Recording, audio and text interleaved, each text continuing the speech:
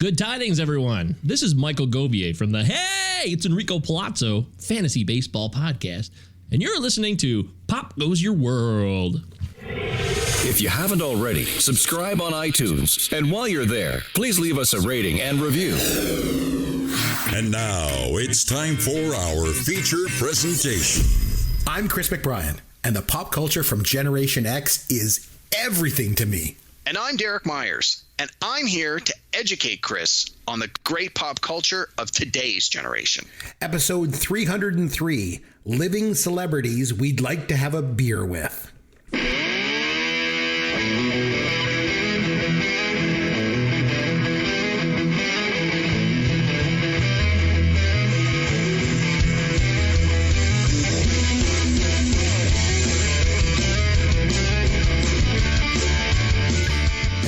Chris McBrien along with Derek Myers, and this is Pop Goes Your World, the pop culture podcast for the generations. You know, there's an age-old question people have been throwing around for years. If you could have a drink with any celebrity, who would it be?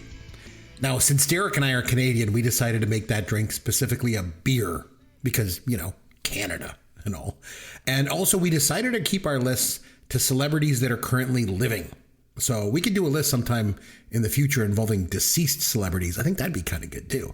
I think the conversation would be. I think our conversation would be a little more one-sided, but we can do that for a future episode. Yeah, but before we get into that, what pop culture have you been able to take in over the past week, Derek? Hey, Chris. Hi. Lots of stuff actually. I did not so much this week, but last week. Because we were doing the deep dive Revenge of the Nerds, I knew our show was going to be long, so I actually didn't get around to talking about my movies. So I'm going to talk about the ones that I would have talked about last week, along with a couple of new ones from this week. But before I get to that, I just wanted to say the bumper that we had at the beginning was Michael Govier, a good friend of ours. And one of the podcasts that he does is the Cinema 9 podcast. He's part of the team over there. And I tout their podcast often because I listen to their show. I think it's great. So we just had our 300th episode a few weeks ago. And I had a few people reach out to me and they said, hey, why didn't you review the movie 300 for your 300th show? And I was like, well, maybe down the road. I know it's a movie you're probably not going to care for, but we might visit it down the road. Well, literally the next day over at the Cinema 9 podcast, they dropped their latest episode and they reviewed the movie 300. So if you're one of the people that reached out to me and said, hey, why aren't you reviewing the movie 300 and you really want to hear a good review? Or at least an interesting episode where they talk about it, check out Cinema 9. They dropped an episode last week about the movie 300. So just give them a little shout out there out of the top. They have a great podcast over there. Yeah, their show's a lot of fun. I've been on it a couple of times. Those guys are great, and they have a lot of good insights. And just like our show, they do at the top of the show, at the top of every episode, like what are they watching? And they often have some really eclectic picks and a lot of classic movies that you're like, oh my God, that sounds great. So I've actually had a lot of recos from their podcast that I've checked out. So nice. In any case, it's our turn to talk about what we've watched. So I got 6 or 7 movies here. I'll try and get through them as quickly as possible. So Chris, you're both going to love and hate this first one. Okay. It's the recent release, The Fall Guy, the movie. Now, you are familiar with the TV show, The Fall Guy. You think? I love the TV show, The Fall Guy. I remember growing up, my best friend, that was like his favorite show. Loved the theme song. It was an interesting show. And of course, Heather Thomas was on it. So it was all good. Yeah. And so they did a reimagining of it earlier this year.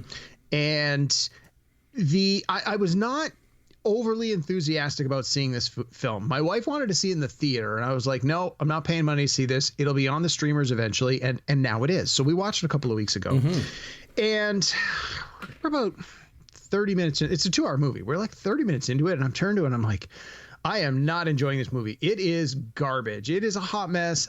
We should turn it off. She's like, no. Let's give it about 10 more minutes. I said, okay, that's it. 10 minutes. And if it doesn't drastically improve, we are donezo.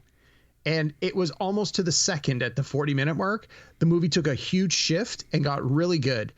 And okay, I want to temper that. It got really good largely because up until that point, it was a lot of setup. And then it was a nonstop action movie full of stunts. And this is what I think you'll like. All the stunts were practical. No CGI, no digital, no wire work, none of this green screen BS, all practical stunts, and they looked amazing. And then at the end of the movie, while the credits are rolling, as they often did in a lot of those old 80s movies, they have like the outtakes and stuff. Yes. But they actually The show old Cannonball stuff. Run thing. Yeah. Exactly. Except in this case, it wasn't outtakes as much as it was a camera recording how they did some of the stunts, and because the whole movie is an homage to stunt performers, and some of the stunts that are done in this film are just crazy. Like, they're unlike the things you see today, especially knowing that these have all been done with practical effects. It really reminds you of how good practical effects can be, especially in action movies, when it's things like, rolling cars off a cliff, or jumping over stuff, or having guys jump off buildings, or fall down, or go underwater, or be on exploding boats. Like, all of these things done with real effects where there's potentially real danger for the performers involved. It just made the movie so much more interesting. I mean, on its face, the movie was just okay, but knowing and understanding that the last 2/3 of the movie are just nonstop effects that are all being done in like for realsies was really good and really satisfying. And it was really, I think you'll really like it, Chris. I will say though, you really got to give it some time. I found that first 30 minutes was a kind of a snooze. You kind of need it to get a sense of where the characters are going to go in the last part of the movie. But once it really starts to get going, I think you're really going to dig it. So I know it was probably not on your watch list, but I know how much you love practical effects. Yeah. I really think you should give it a try, and I really think you're going to dig it. So is Colt Seaver? So the thing was, Colt Seaver was not just a stuntman; he was also a bounty hunter on the side. Yeah, that's not real in this movie. That's not relevant. He was a stunt performer who has an accident. Then call it something else. Don't call it the Fall Guy. Call it the Stunt Man or something. So they actually, in the course of the movie, explain why he is known as the Fall Guy, and that's part of the movie. They actually do a reasonable job. And then one of the things you mentioned, the theme song, at the end of the movie, Blake Shelton, the performer, has re-recorded the theme song, but has obviously changed the lyrics so it doesn't reference like 70s and 80s movie stars. Mm-hmm. And I thought he did a good job. I was a little disappointed that they didn't try to do like a remix where they worked in the Lee Majors vocals from the original, because they easily could have just done that, or had Lee. Honestly, I thought Lee Majors was dead. I looked him up after the movie. I'm like, oh my God, he's still alive. No, he's still alive. So that was the only sort of soft fail that I felt, they could have really put that in to just give it that little cherry on top. But anyway, look for it. I want to say maybe Amazon. I think it was on Amazon. Take a look. I think, again, I know how much you love practical effects. This movie is not an A+ movie, but I think for the effects reasons alone and the stunt work, you will enjoy it. So take a look for it. Right. Well, you spent 5 minutes on your first movie, so what else? Yeah, no. Okay. We'll do a couple of quick ones. Sure. I watched the movie again. I watched the movie 12 Angry Men. Only this time, I had a chance to watch the 1997 HBO remake starring Jack Lemmon and George C. Scott. And it's good, but it's nowhere near as good as the original. But it was nice to revisit that material. One of your favorite movies. Yep. One of my ultimate favorites. Yeah. The original. I had a chance to watch a movie from the 80s that I had never, ever seen before and didn't know anything about. What is it? Little Kevin Costner film called No Way Out. Oh, my God. That movie's fantastic. I love it. I don't want to spoil it, but I'm going to spoil it a tiny bit. I had no idea that there's like a huge reveal at the end of the movie that like just changes what you think you're seeing. So when I watched it and like, I'm like, oh my God, like no idea. And then I was telling people, I'm like, have you guys seen No Way Out? And they're like, oh my God, the movie's great. I'm like, I don't know where I've been all my life, but I watched it. In part, I watched it because one of my other podcasts was doing a review of it. And I was like, I might as well watch the movie first. And I'm so glad I didn't listen to the podcast first. It would have like just spoiled the whole movie. Anyway, I enjoyed it. I was glad I had a chance to watch it. It was interesting to see some of those performers so young in the 80s, but it was really Sean good. Young is in it, and Gene Hackman, and even the guy that plays Gene Hackman's assistant, he was an outstanding actor in that film. He didn't really do much else, but no, that movie was good. I liked it. He has appeared. He was in Armageddon, and he was in The Postman. He's done a lot of Kevin Costner movies with him. I guess they're buddies. We had a chance to watch, I believe on Disney, I think it was on Disney, the Ryan Reynolds movie that came out probably within the last year. It's called If. And it's like a kid's movie. Yeah. Now, funny enough, my kid actually put that on a couple weeks ago. So he didn't make it through it, turned it off. Well, one of the things that I found was a little disappointing about the movie, like I liked the movie, but one of the things I thought was disappointing was the title. So through the course of the movie, you find out that IF is actually an acronym for IF, Imaginary Friend. And the movie's all about these imaginary friends. I'm like, well, I think had the movie been called Imaginary Friend, it might have set me up a little bit better for what I was getting into. Now, I enjoyed it, but I read a lot of harsh reviews on it. It had its moments. It's certainly not for everyone, but I like Ryan Reynolds and I like some of the other people that were in the cast, so I gave it a try and I enjoyed it. Again, I would give it like probably a C+. It's decent, but not amazing. We had there was a brand new movie that dropped on Netflix last week, I think. It's called Rebel Ridge. Okay. Don Johnson plays the villain, and he's like a new movie? cop. Yeah, brand new. Okay. And he's like a corrupt cop, and there's a young kid, a black kid, who gets harassed by some police officers, and they basically steal his money. And then when he goes to try and collect the money, it turns out the cops are all crooked, and then it becomes this conflict between this young kid that you find out is actually in the American, he's a U.S. military guy who just happens to be home, and he gets harassed by these crooked cops, and so he sort of takes it upon himself to try and do the right thing for the community and for himself. It was actually really, really good. It's called Rebel Ridge. I think it's in the top 10 on Netflix this week. It's obviously people are watching it. And then the last one I watched, I don't know if you ever heard of this. It's a movie from the 80s. It was a made-for-TV movie from the 80s from England, and it's called Threads. And it's a post-apocalyptic after the nuclear bomb dropped. Have you ever heard of it? Or Never even heard of it. Okay, so you know me, I love a post-apocalyptic movie. Yes, so you do. This movie came out and on British TV. It only ever aired on British TV 4 times ever, including the very first screening and then a second screening like about 3 months later. Then on its, I think, 20th anniversary, and then they just re-aired it again this week. Or last week before we watched it. And so I'd actually had it on my watch list because it had come up as like, hey, if you like post-apocalyptic movies, this should go on your list. It came out the same month in the US that they put out the made-for-TV movie the day after. Yes. This movie came out in England, and they're basically similar concepts. So like with this one, it's 2 hours. The first hour, it takes place in, I think it's Sheffield, England. Is that where wherever the Full Monty took place, same place. And so the first hour is getting to know some of the locals and who they are and what they're doing. But in the background, you're seeing all the news reports about like conflict and da-da-da-da. And then basically at the halfway point, nuclear Armageddon happens. World War III, boom, bombs drop. And then the next hour, you get to see the fallout. And considering it came out in 84, it is very realistic, very graphic, very horrifying. Like it is the worst of the worst, and it's very depressing. But obviously the reason they made it was this was at the height of the Cold War, where they were trying to like let people know like this is what could happen. Like get your act together. So we watched it on Tubi.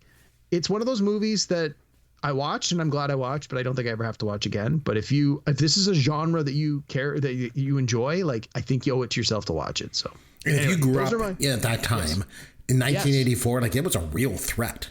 Like we lived under this cloak of like nuclear war. It was coming, you know, and movies like the Day After on TV scared the bejesus out of people, you know. Okay. So anyway, lots and lots of stuff. No documentaries, but I am watching a couple, so hopefully I get those finished before next week. Sorry, that one took a little longer because that was carryover from last week. But you have a lot of time on your hands to watch movies, which is good. I don't have quite so much time, but I mentioned my birthday was the other week. And so my wife got me the best gift. My loving wife, she's so wonderful, got me like this amazing gift. So she got me tickets to go to Massey Hall in Toronto to see Who's Live Anyway. So I'm a huge fan of Whose Line Is It Anyway on television. I don't know about you, Derek. I love that show. I'm not a big fan. I know of it. I'm not a big fan. I am a huge fan. I mean, I did an improv show years ago and stuff. I love that show. It's great. So what the guys have done is a few of them have got together and gone on tour. And they go all over the place and do these like live improv shows. And so it's like basically it's Ryan Stiles, Greg Proops, Jeff Davis, and Joel Murray of all people. Bill Murray's brother, the one from One Crazy Summer and Dharma and Greg, he joined them. So anyway, we go to Massey Hall. We get there. I'm all excited. We get into our seats, really good seats. If you've never been to Massey Hall, it is just an amazing place. But we get to our seats, and I said to my wife, I said, look, on stage, there's a grand piano, and there's 5 stools. There's only 4 guys in the cast. Like, what the heck's going on? So Greg Proops walks out on stage to warm up the audience. And he's like, by the way, today's my birthday. And, you know, everyone's clapping, you know, it's all good. And he's like, well, we have a big surprise for you today. First of all, joining us to accompany us on the piano is Laura Hall. And so she comes out. And so if you're a fan of the show, Laura Hall for years was the accompanist on the piano. So I was like, oh my God, that's so cool. And then he introduces everybody and they all come out, and then the four of them are on stage. And then I said to my wife, there's a fifth stool. What's going on? So he goes, for my birthday, since it's my birthday, a local Toronto person has decided to come out and join us. Ladies and gentlemen, from Kids in the Hall, Dave Foley. Dave Foley comes out on stage. It was awesome. So he joined them and they did the whole thing together. It was absolutely fantastic. I loved every minute of it. It was great. They did some amazing stuff, called people up from the audience, did all kind of games. I really, really enjoyed myself. I know you don't like Whose Line It Is It Anyway, but I think you'd enjoy the live show. It was good. They did songs, everything. Oh, loved every minute of it. So big kudos to my wife. She did that for me. Also, I got this for you. Here's your dad joke of the week. Oh, great. An Englishman. By the way, I wanted to mention, since we're doing like celebrities we don't have a drink with, I thought I'd do like a bar joke. Okay. So an Englishman, a Scotsman, an Irishman, a Latvian, a Turk, an Aussie, a Yank, an Egyptian, a Mexican, a Spaniard, a Greek, a Russian, an Estonian, a German, an Italian, a Pole, Lithuanian, Swede, Finn, an Israeli, and a Romanian, a Bulgarian, a Serb, and a Czech, and a Swiss man walk into a bar. The bartender says, I can't let you guys in without a tie.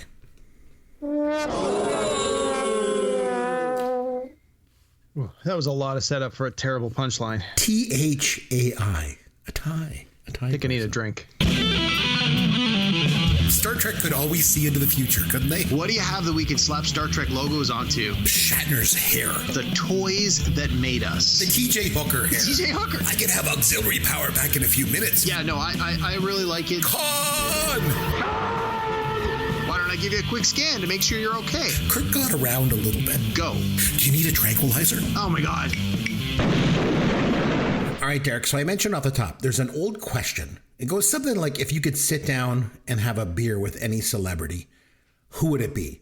So we decided to take a stab at this for ourselves this week.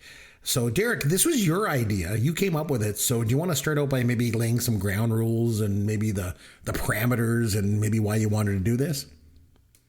Yeah, I mean, we had talked about this a couple of times. This has come up as a possible topic, and often people say like, oh, anyone living or dead, and then you and I said, well, that sounds like two shows. Let's not cross pollinate here. Let's just pick 5 people that you might want to meet. So one of the things that I wanted to do, at least with my list, was I wanted to pick people that I felt, for the most part, are relatively unapproachable, or people that you would just never have an opportunity to talk to.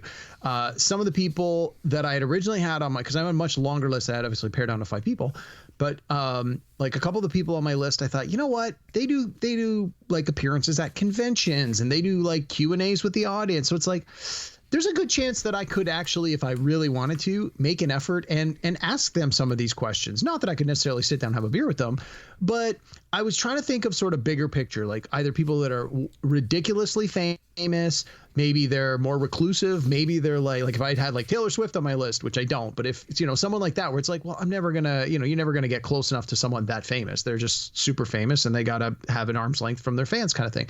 So I tried to pick people that were like that I figured I would have a less likely of a chance to ever actually meet them. Sorry, I'm blanking. I was like, I had another condition the other one was, I remember what it was.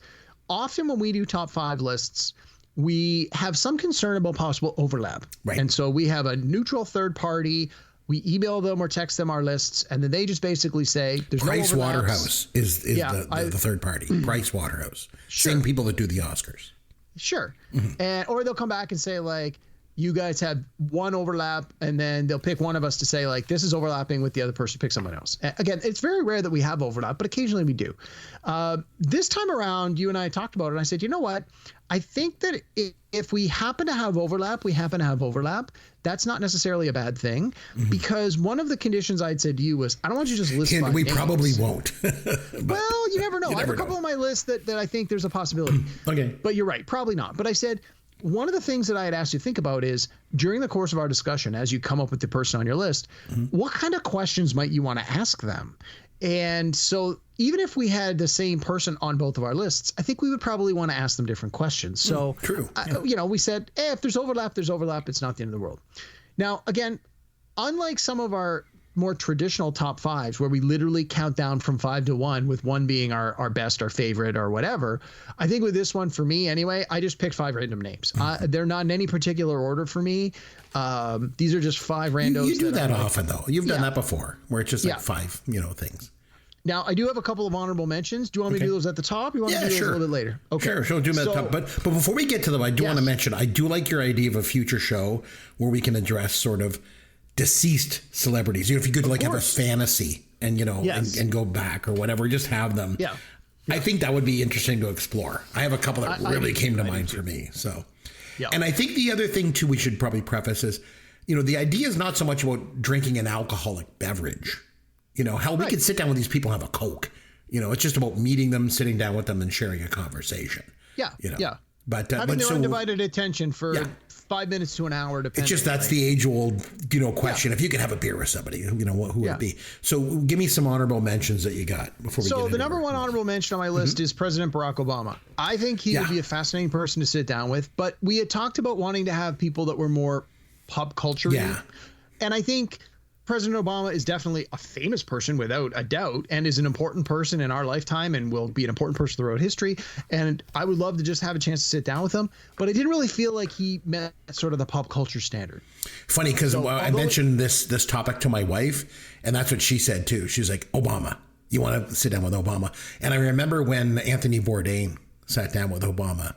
It was a great conversation. And so that's always stuck out to me. Yes, he's somebody I just think would be interesting. He's had such an experience. So he was on my list too. Yeah.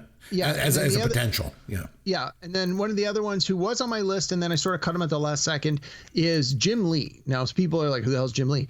Jim Lee is a comic book artist. He's now one of the I don't know if he's the president of DC Comics. He's one of the head publishers. He's one of the bigwigs in their head office. He's sort of a big picture creative guy now, but he's a comic book artist who started in the 90s. He started at Marvel. He was doing Alpha Flight and X-Men. And he really, X-Men's really started to pick up steam. He set all sorts of records for most books sold. His art is just phenomenal. And then he moved over to DC Comics, and he did a really memorable Batman run and Superman run. And then when they relaunched the Justice League, 10 years ago, he did all the covers and all the insides. His art is fantastic. He's one of my all-time favorite comic book artists. And no relation to Stan Lee? No, none at all. Okay. This guy's Korean. Okay. But again, I think Jim Lee is at a lot of conventions. He does signings, he does pictures. He seems very approachable, and I think there's a really reasonable chance that if I ever wanted to meet him in person, I could I don't want to say very easily, but there's a very strong likelihood I could do it. I could just pay my appearance fee and go and shake his hand, say hi, take a picture, ask him a couple of quick questions. So for that reason, I sort of left him off the list. But those were 2 sort of honorable mentions that they were on the list for a little while, but I ended up bumping them off. How about you? Any sort of honorable mentions who almost made the cut on your list? No, Obama was one that just made the cut. And then there was, when it came down to my number 1, maybe I'll wait till I get to my number 1. Okay. It really came down to it. And I ended up leaving this guy completely off the list because he was vying for my number 1. So technically I should have dropped him down to number 2 or so, but he just, I left him off. So I'll mention him when I get to number 1. So. Okay. Why don't you start us off with your number 5 and we'll go from there. Okay. So again, these are in no particular order. Right. I'm just going to start in the order that I have them listed on my sheet here. So the first one on my list is Pedro Pascal. So Pedro Pascal, very much in the public eye these days. His fame has shot through the roof.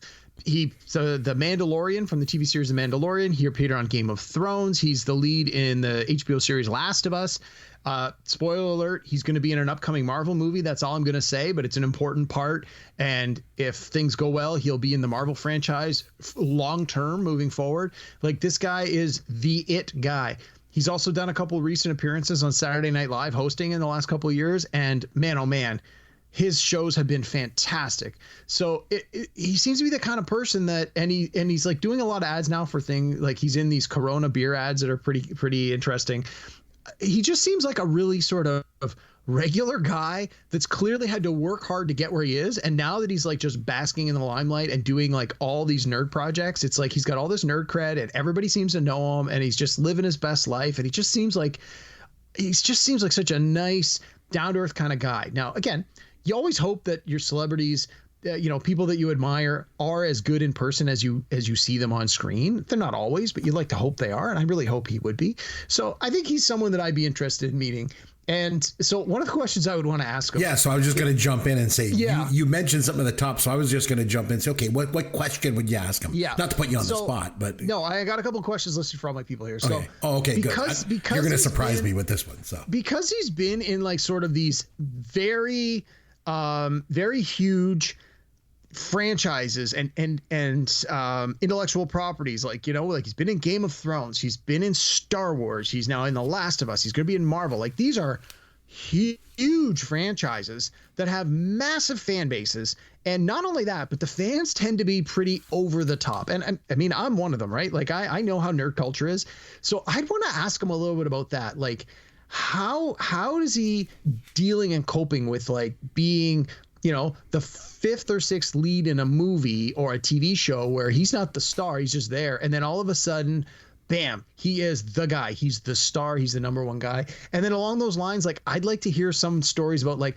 what are some of your most crazy and interesting interactions with fans? Like, which of these fan bases to you seems to be the weirdest, the most bizarre, the most driven? Like, and I just want to hear some of his experience with like, what have people tried to do to meet you or to get an article of your clothing, or like what, what sort of propositions have you had? Like when your fan base consists of that kind of, ultimate like fanaticism, I gotta think that the things he's had to witness and put up with, and in some cases he's probably just loved every second of it, while in some cases probably been, scary. That's the kind of thing I'd love to just pick his brain about. Like, hey man, safe space just between you and me. Like, what are some of the weirdest, craziest, most bizarre things you've seen with this fan base, and which of these fan bases, in your opinion, is just like the most ridiculous and why? So those are the kinds of questions I want to ask him. I like it. Okay, so for my number 5, I'm a Gen X pop culture guy. I know, big surprise. So my first one on the list here, my number 5, it's less about the person himself, but rather just kind of the whole idea behind this. Okay, so let me explain this. So growing up in the 80s, the number one thing I think that most people associated with like having a beer with someone was in a bar, right? And what better bar than a bar where everybody knows your name? I would like to sit down on the behalf of all Gen Xers and have a beer with George Wendt, better known as Norm from Cheers. Nice. So, not so much the fact that I want to meet George Wendt, the actor, but more, I think, just the fact that it's a Gen X thing to do. When it comes to having a beer with Norm. So I think a few years ago at the Niagara Comic-Con, George Wendt and Cliff Clavin, John Ratzenberger, were both there, and you could actually have a beer with Cliff and Norm. And I was totally in. I was going to go attend and have a beer with those guys. But my wife wouldn't let me go because we had a garage sale. Let me tell you, though, the $50 we made off the garage sale was so worth not going to the Comic-Con and having a beer with Cliff. $50, Derek. $50. So anyway, George Wendt would be my guy. So Chris, if you had a chance to sit down with George Wendt, what would you ask him? You know what I think I'd do? I'd probably ask him one of the questions that Coach and Woody used to ask him as he walked in the bar. A lot of episodes, that was the cold opening. Maybe something like, I'd be like, how's life treating you, Mr. Peterson? How's life treating you? Yeah. How's it hanging, Normie? So I guess if I had to ask a question to George Wendt, the actor, though, one thing I would like to know is, was it real beer in the mugs when they were shooting Cheers? Because that would be very interesting to know. I've always wanted to know. Yeah, so that's would be what I would ask. All right, so your number 4, what do you got? All right, for my number 4, I wanted to make sure I didn't just have 5 dudes on the list. Okay. So my next performer is Tilda Swinton, who you could argue, although definitely a woman, often plays more androgynous roles. Mm-hmm. Has a little bit of dude going on in her. Yeah. So this and honestly, I was struggling with. She was the last one to come onto my list. I had like about 5 or 6 people sort of that were hovering onto the list, and she was one of the last ones to come in. And the more I thought about it, the more I was like, I wanted to put her on the list because she obviously, number one, a phenomenal performer, has a huge and very reputable resume of all the work she's done over the course of her career, movies and stage and TV appearances, et cetera, et cetera. And one of the things, though, that I've always found interesting is just the fact that she's able to transform the way she looks, right? Like, she's played roles where she's supposed to be like a girly girl. She's played roles where as a businesswoman, and then she's had roles where it's supposed to be that, that androgynous sort of, is it a woman? Is it a man? Does it really matter? Is it a feminine looking man or is it a sort of a more male looking woman kind of thing? And again, she's been able to lean into that in all of those directions as needed. And so one of the things that that's fascinated me about her is just this ability that she has to fully commit and to literally embody and become the role that she's had, or like the role that she's performing. Okay, so what question would you ask her? So related to that, then, I'd want to ask her. So her big Hollywood break came when she was in the movie Orlando, which is about a character who, lives life as both a man and a woman, and that was sort of her big break in Hollywood kind of thing. But I'm guessing that probably gave her a little bit of typecasting, sort of pigeonholed her a little bit moving forward as to sort of what kind of roles she was being offered and which kind of roles she was able to get. So I'm curious to talk to her about it, to ask her, like, how did that initial role in Orlando affect her career? Like, what kind of roles did she feel that she either was not able to audition for because she knew straight up there's no way they're going to want her for it? Or which roles did she maybe try to audition for, but it was very clear that it's like, there's no, they maybe even straight up said to her, like, we're looking for a quote, a more typical type of woman for this role. And then how has she felt about sort of having to lean into that through her career? So I'm curious, just sort of out of the gate, how that affected both the choices she was able to make and the choices that were sort of denied her, the doors that were closed versus the things like, how did she manage to navigate it? Because she's had a fantastic career. I mean, she won an Oscar.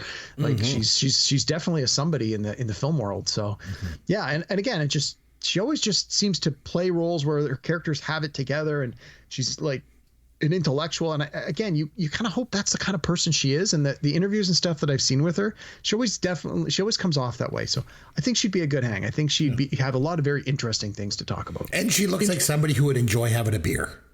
I think so. Potentially. I think so.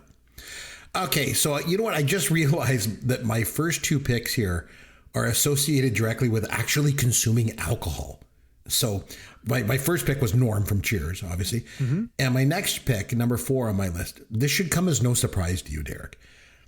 I'd love to have a drink with my all-time favorite bartender, Ted Lang, Isaac Washington from The Love Boat. Nice. So nice. If you know me, if there's one show from the 70s I love, it's The Love Boat. And the thing is, too, I love going on cruises. You're not much of a cruise guy, are you, Derek? I've been on a few. Yeah. I love cruises, and I would love to go on a cruise and sit down with Isaac and have a drink. So he's number 4 on my list. And what kind of questions would you ask your bartender? Would you ask him for a Bud Light? No, when you did those ads? No, I'd want to know, how the hell was Bernie Capel the ladies' man of that group?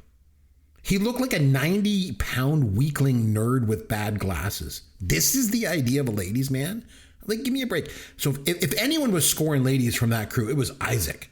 So I'd ask him if he was bitter that Bernie Capel got all the ladies. Bernie Capel? I mean, come on. So that's what I would ask. I don't know, man. The 70s were a different time. Have you ever seen those old pornos? Like, yeah, clearly. No, I haven't, actually. Oh, sure. Yeah, no, neither have I. Of course not. So no. I'll take your word. I'll take your word for it. Number 3, what do you got? All right. This one's sort of a little closer to home and almost breaks the rules I was talking about before about approachability. I wanted to find someone on the list that I felt was a little more in my age bracket, like someone that I could speak to on a more like as a peer. Not that I think I'm a peer with any of these celebrities, but from that point of view. So I'm thinking maybe Will Wheaton. He's about my age. Yeah. He's only a couple. I think he's a couple years older than me, but Will Wheaton's been sort of the poster child for nerd fandom and nerd culture for the last 20, 25 years. I mean, hell, he appeared on Star Trek The Next Generation, although there was a lot of fan backlash at the time. But coming into the 2000s and, he started appearing on The Big Bang Theory, and he really had a sense for using social media, and he still has a really good social media presence.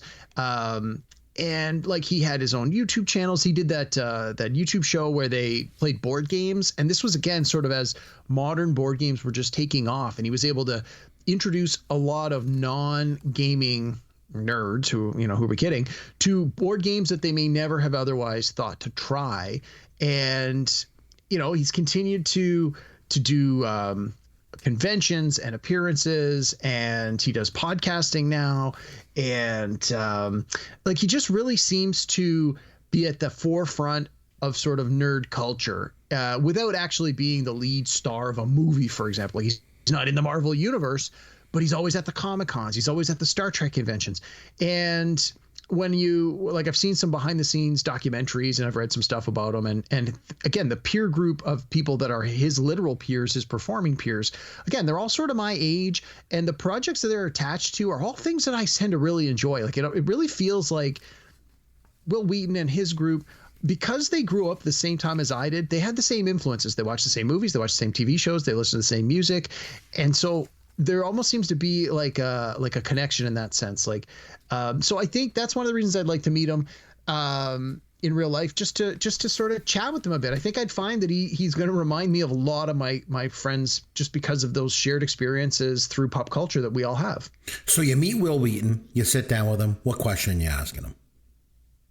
So I think that I'm more interested now in sort of where does he because he's sort of at the forefront of nerd culture, where does he see nerd culture going next? Because he always seems to be in the right place at the right time, and sort of maybe not the leader, but I get the sense that he's sort of got his finger on the pulse a little bit better than a lot of other people, and is always seems to be moving in the right direction ahead of the crowd.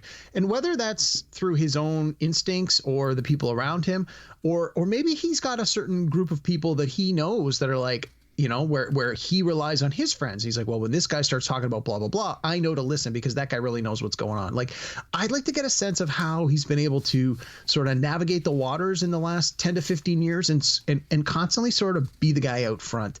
And whether that's through his own skill and talent or whether that's through a combination of people he knows, I think that would be interesting to me because I'm always a follower, right? I want, hey, what's new in pop culture now? And this has come out. It would be nice to get a sense of being more of the trend setter instead of just following the trends that all these other folks have set.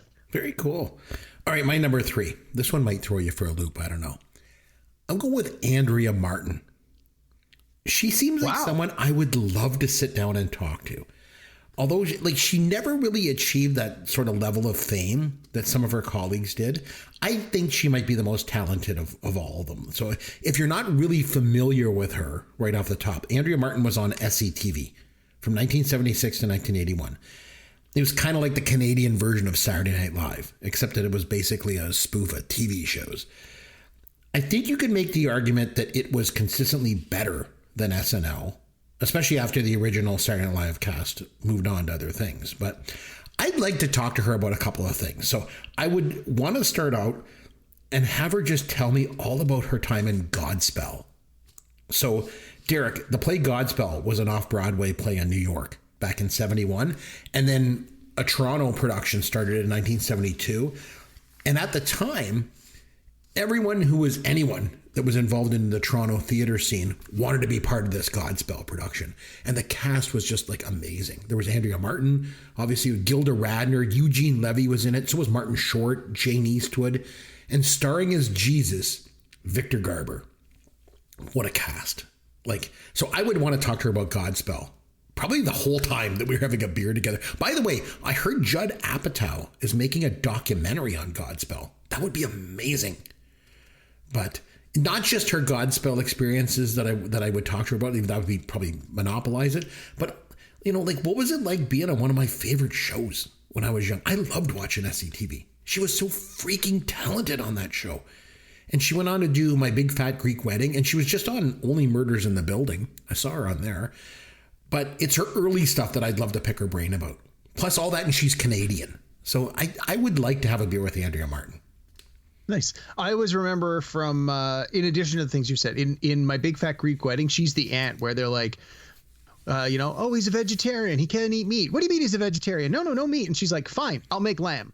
That's Yes. I always remember her from that scene, like that. Whenever, so not that we eat lamb in my house very often, but whenever we either have someone come over as a vegetarian or someone who always lamb, whenever one of my wife's friends is vegetarian, it's like, don't forget, we got to make her something vegetarian. I go, we'll make her lamb. It's like, it's just one of those running gags that always seems to live on in my house. And I mean, just the way that she's able to deliver that one line, that's always stood out in my mind. But I do remember her on SCTV. I don't. Again, she didn't necessarily stand out from that super talented cast. I mean, they were all super talented, but no, it's a decent pick. Mm-hmm. So then, Chris, in addition to just, asking her all about Godspell, what would you ask her once you sit down and have that beer?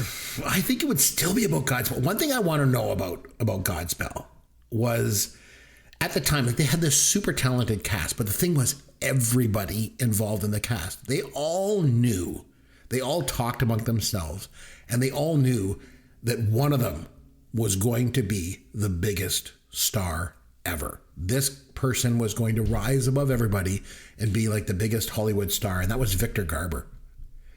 They all thought he was just like, the best thing ever.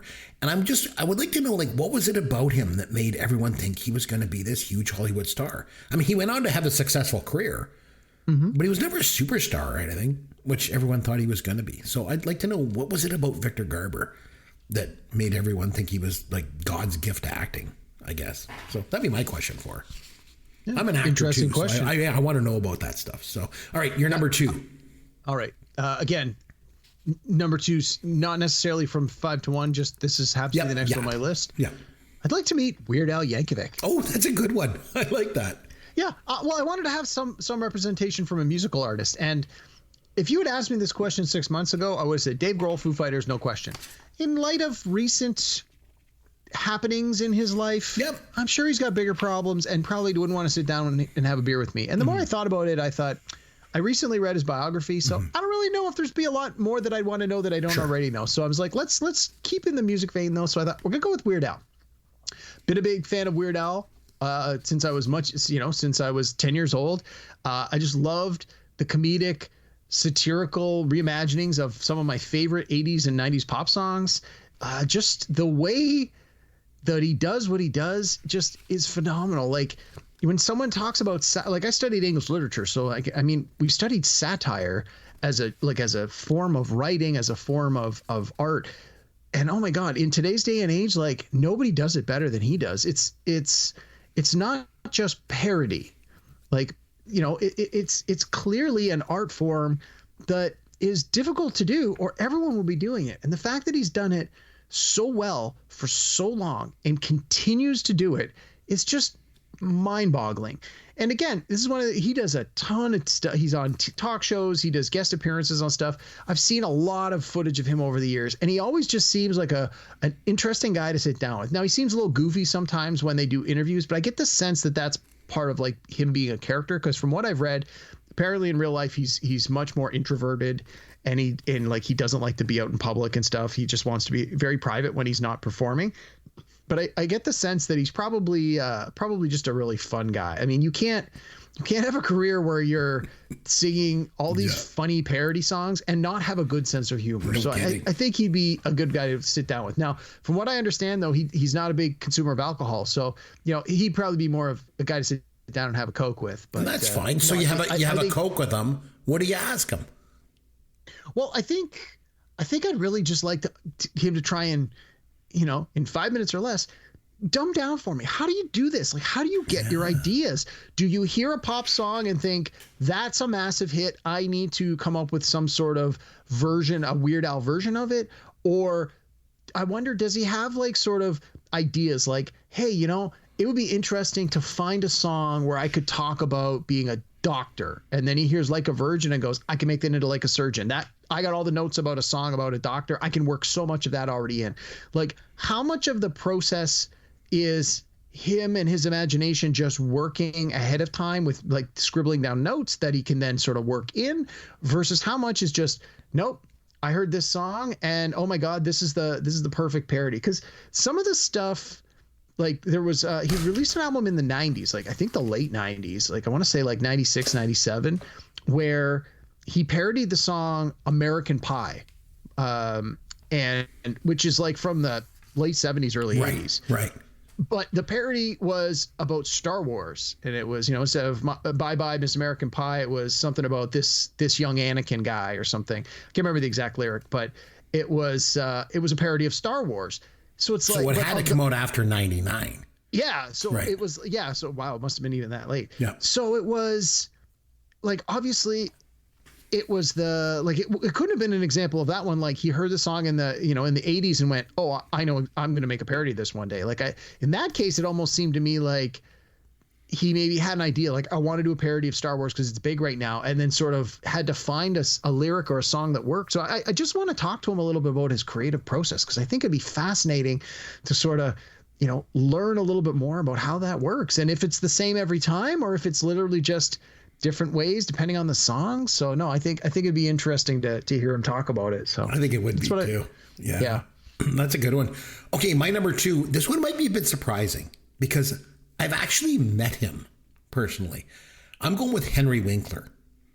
So, as you know, Derek, a few years ago, my super amazing aforementioned wife got me a one-on-one session with Henry Winkler, and it was incredible. But I didn't ask him any questions. Because he even said to me, he's like, what question do you have for me? I said, I don't have a question for you. I want to say something to you. And I spent my time basically telling him why he was my idol when I was growing, why he was such a great role model to me. But I think if I ever had the chance, I would love to have a beer with him and just talk to him and just kind of soak it all in. He is without a doubt the nicest celebrity on the planet. I mean, these people are actors. So, sure, they can put on an act and, seem all nice to people. But I am telling you, Henry Winkler is the real deal. I mean, I'd like to reminisce about Happy Days, but I also loved him in Barry. Have you seen that show, Derek? Oh, start to finish, yeah. Oh fantastic. My God, he's incredible in it. Like, man, you think he plays against type in Night Shift, and he did, but man, does he play against type in Barry. And he's this egotistical but like talentless actor who just can't work, so he, runs an acting class. But I love how his character has this redemption arc. Like, oh, it's so good. But so I'd love to sit down and talk about acting with him, because he actually has a master's degree in theater. And I mean, he was basically the most famous pop culture figure in the entire world back in the 70s. Anywhere you went on Earth, people know the Fonz, No kidding. And his legacy's endured to this day. But funny enough, he struggled to get work after Happy Days because he was just so typecast. But I think he has an amazing story in his journey. So I read his book, Being Henry, The Fonz and Beyond. But I'd love to talk to him about it, and just over a beer too. I think it would be great. So do you have any other specific questions you'd want to ask him? Yeah, well, that's funny because, like I say, when I met him, he asked me, like, do you have a question? I didn't have a question. I wanted to talk to him about something else. I think the question I would have for him is, like, what is it like going from being the most recognizable person on the planet Earth to not being able to get a job? Like, what was that like? I just think it was just a fascinating... He has a great story to tell. That's a question I would ask him. So... Nice. All right. You're number 1. What do you got? All right. So this is the only one that I thought might have overlapped. All right. I think if it would have, you would have picked him already. So I got to go with a little Canadian content. I'm going with Lorne Michaels from Saturday Night Live. So obviously, I'm a huge fan of SNL. I believe you're a pretty big fan of SNL. Huge. Over the years. They're celebrating their 50th anniversary this year. So it's been on the air 50 years. It's been a talent pool of a who's who of the most funny comedic actors of the last half century. Like, all the biggest stars that have done anything remotely funny have come through SNL, and it's been an opportunity for people to come and host or guest host or make guest appearances on. You've made it as a performer when you are asked to come on to Saturday Night Live, either as a host or as a guest spot, or if you're just starting out and you manage to get on the show. Like, it's a huge deal. And everyone says, oh, it was way better back in the day.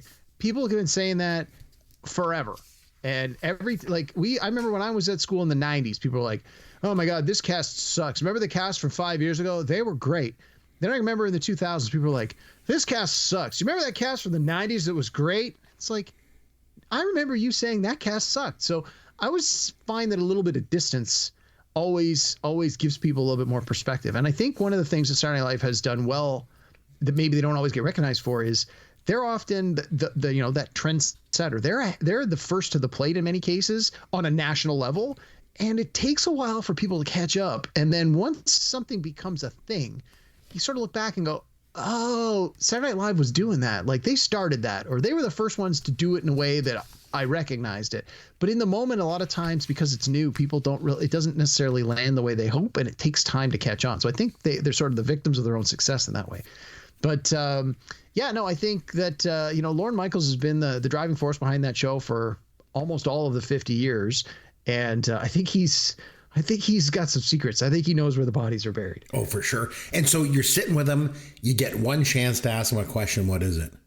So I was thinking about this. So I sort of same question, but sort of from two different lenses. Okay. So I'd want to know, Lorne, in those early years, what were some sketches that were pitched or even done, and then you guys realized we can't put this on the air, like this cannot go on for whatever reason, right? Maybe not because it wasn't funny, but more like this is not something we can put on national TV even at 11 o'clock at night on a Saturday.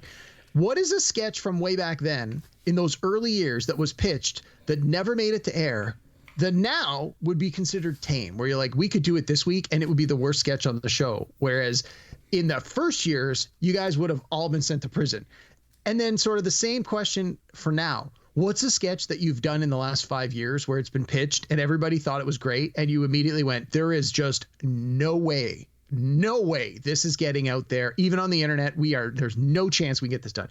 That's what I want to hear. I want to hear about the stuff that didn't make it, not because it wasn't good enough, but because it was too good or too ahead of its time or too risque or too raunchy or dealt with some subject matter that just there's no chance it was going to be acceptable by mainstream media. That's what I want to know. Like one from way back then and one from now. And the one from way back then, I want to know one that was ridiculous then, but that would be like a not even an issue today. Like just as a demonstration of how times have changed over 50 years. I think that's a great question because, back then they didn't hold back a lot. Like I remember they did a sketch in the first couple of years called Mercy Killers, where it was like Aykroyd and Bill Murray, and they went around and they like unplugged people's machines. Oh, jeez. to like be like mercy killing them. And I was like, they didn't hold anything back. It was crazy. So I'm glad you mentioned SNL because a few weeks ago, you asked me if we could have, I think we did our 300th show. You were like, if you could have anyone on the podcast as a guest, who would it be? And I think my answer was Dan Aykroyd, if I remember correctly. And I gave him serious consideration to be my number one pick here. Because I think if anyone has a story to tell, it's him. He was there in the early days of Second City, both in Toronto and Chicago. And he was one of the original not ready for primetime players. He wrote and starred in some of the most definitive films of his generation, like everything from you think of the Blues Brothers and Ghostbusters to Driving Miss Daisy, My Girl. Like he was never just a comedic actor. He was like a fixture in Gen X. Mm-hmm. But all that being said, I think if I had a chance to sit down with someone and have a beer and talk about pop culture, I'd have a few criteria. So like number one, they'd have to be involved in something I've loved my whole life. Movie or a TV show or music or whatever. Number two, they'd have to be an interesting person, even maybe a little bit odd or eccentric. I think that would make for an interesting conversation. Yeah, I agree. And three, I think it would have to be someone that I've always wanted to meet. So my number one pick ticks off all those boxes. Any guesses? The only other person I thought might be on your list is someone from Star Wars. So I'm going to say Mark Hamill. No, it's actually Bill Murray. Oh, that makes so much more sense. Like by all accounts, he's a very interesting person. He starred in some of my all-time favorite movies, Meatballs and Ghostbusters and Stripes. He joined Saturday Night Live in the second season, so he was right there from the early days. Mm-hmm. I think he'd have so many stories to tell, and I think he'd be a very interesting person to have a beer with. Yeah, or Scotch. I think he's partial to Scotch. Yes, yes, true. If lost in translation. is true to life. That's a good pick. What what would you ask him? Do you have anything specific? One thing I think would be interesting is because he's always been known to be a bit eccentric and sometimes not even taking roles and things like that. Like there's been stories about him getting offered roles in movies and then he's like, oh, I didn't even know I was offered it or something like that. Right. I wonder, did you ever turn down a role that you later regretted? I'd like to know his answer to that. I think it would be kind of cool. It's a good question. Yeah. Yeah. I don't know. So pretty good list. All right. Yeah. All around. That turned out well. Good. Yeah. Not bad. Or what do you say that we have some Fun with Caveman. All right, my man. It is time for you to take a seat in the winner's circle of the $100,000 pyramid.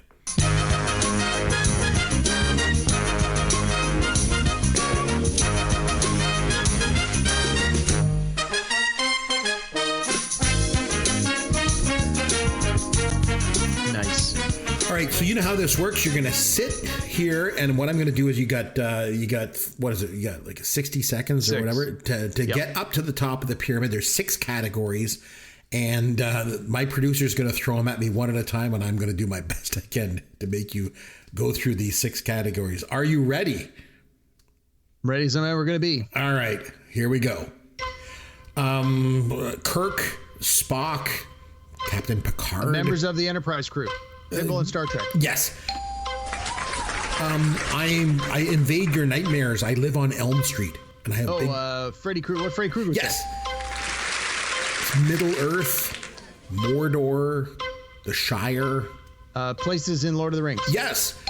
Oh, jeez. Ishtar, Heaven's Gate, Waterworld. Crappy movies that Chris loves. The Adventures of Pluto Nash. Bombs. Yes. Bombs.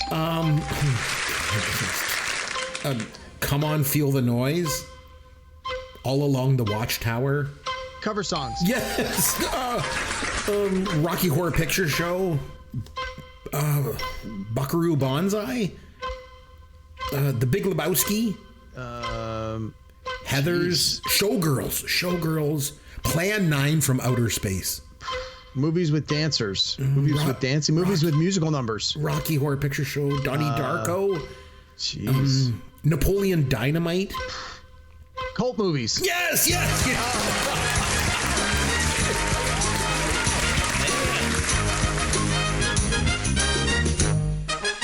Oh, wow. You did good on those. That was tough.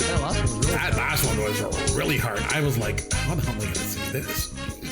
You did great, man. So you won yourself, what'd you win this week? You won yourself a chance to... I won a beer with Chris. You win a beer, you get a chance to sit down with me and we can have a beer together and we can talk about whatever you want. So, which we basically do every week and we record it. So just wonderful. We'll just do it in person this time. So next week, we're going to be back with a movie. Because it's now finally available on the streaming services, Derek, it's on Amazon Prime. You mentioned this the other week. You and I are going to go back to the year 1982. It's time for a little bit of science hijinks together. Yes, we are about to get zapped. Oh, nice. We are going to watch Zapped with Scott Baio and Willie Ames, and we're going to come back next week and we're going to review it because now that it's available streaming, anybody that's listening can watch the movie if they haven't seen it in years, and you and I are going to review it. Are you up for it? Oh, I just watched this last week. It was great. Perfect. Yeah, I can't wait to talk about it. I may have to go back and rewatch certain scenes to make some notes, but you can never watch Zapped too many times, I don't think. I remembered it. I remembered it fondly, and I was a little worried about how that might hold up, but we'll talk more about that. We'll have to find out if it does or not, because I have not seen it in ages because it's not available. And I don't have it on. It's available DVD now, buddy. Or anything. So now it's available. It just came available. So I'm like, I'm jumping on this. This is the one we're going to do. So nice. All right. So we will watch Zapped. We will come back next week and we will review it together and talk all about it. But until then, I'm Chris McBride. You're Derek Myers. And we both want to say thank you very much for taking time to listen to Pop Goes Your World, the pop culture podcast for the generations.